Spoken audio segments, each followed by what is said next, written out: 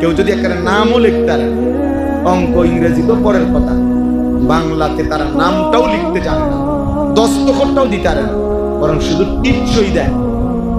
এমন মানুষ আছে না যারা কি দেয়, টিপ দেয়, টিপসই দেয়, টিপসই দিতে পারে না, আরেকজনে আঙ্গুল ধরে পেন দিয়ে দেয়, তারপরে কোনান দিয়ে টিপ দিব, এটাও বুঝেন না? আদলি লোকেরা দেয় না, আঙ্গুল দিয়ে ধরে দেয়, তাহলে টিপসই দেয়।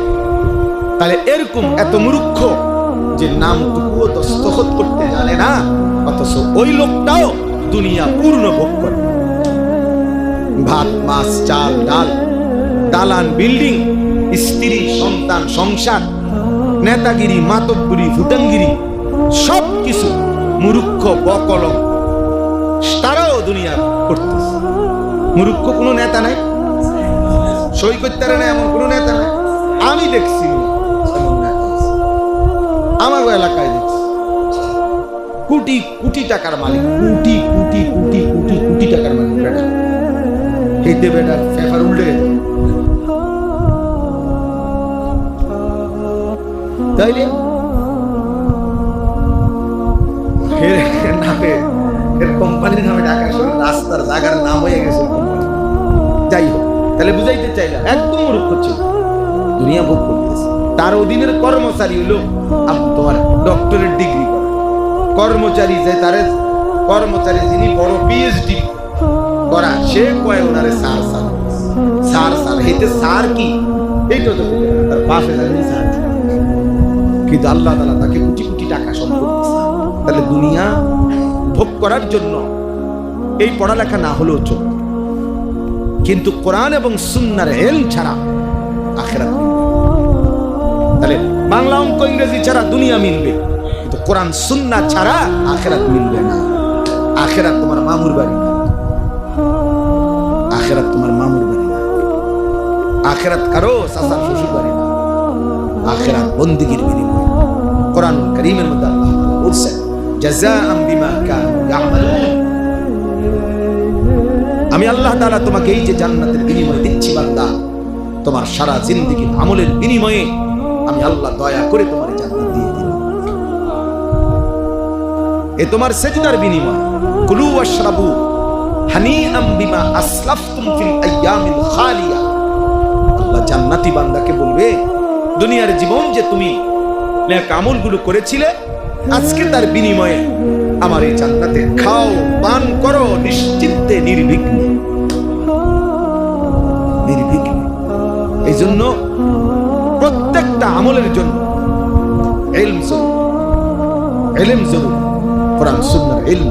এমনকি ঈমানের জন্য ইলম জরুরি।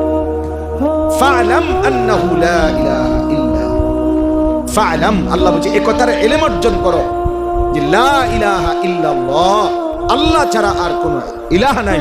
এইটারও ইলম তোমার দরকার, যে আল্লাহ ছাড়া আর কোনো ইলাহ নাই বলতে কি, শিরিক কি, কুফর কি, তাওহীদ কি, ইখলাস কি, এটাও শেখা দরকার, এটাও জানা দরকার, এটাও বুঝা।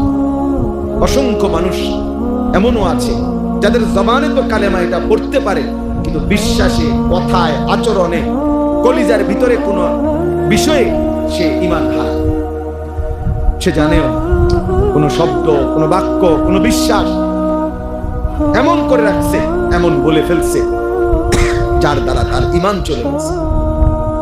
অথচ সে মুখে এখনো পড়তে পারে লা ইলাহা ইল্লাল্লাহ, এটা কইতে পারে, কিন্তু বাস্তবে তার কি নাই, ঈমান নাই, তার তো খবরই নাই।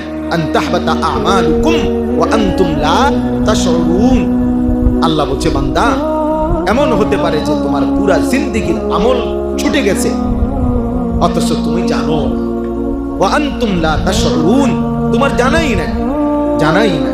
আহা ছেলেরা, তোমাদেরকে বলি, অনেক কথা, অনেক বিশ্বাস এমন আছে যে কারণে বেঈমান হয়ে যায়। অথচ তুমি তো মনে করছো তুমি শুক্রবারে জুমার নামাজ পড়ছো, তুমি মনে করছো তুমি শবে বরাতে নামাজ পড়ছো, তুমি মনে করছো তুমি রোজা রাখছো, কিন্তু এই সবগুলো কাউন্ট হওয়ার জন্য ঈমান, এগুলো সব কাউন্ট হওয়ার জন্য ঈমান, বিশ্বাস মূল বিষয়। ঈমানের সমস্যা, আকীদার সমস্যা বড় সমস্যা, বড় সমস্যা। এই জন্য ইলম কোরআন সুন্নাহর ইলম আমাদের প্রত্যেকের জন্য। আমাদের হযরত মাওলানা আব্দুল মালিক সাহেব দামাত বারাকাতুহুল আলিয়া কে আমাদের জাতীয় মসজিদ বাইতুল মুকাররমের যিনি সম্মানিত খতিব, বাংলাদেশের মানুষ তাকে যেটুকু চিনে, আরব বিশ্ব গোটা পৃথিবীর উলামা মানুষরা তার চাইতে 100 গুণ বেশি চেনে।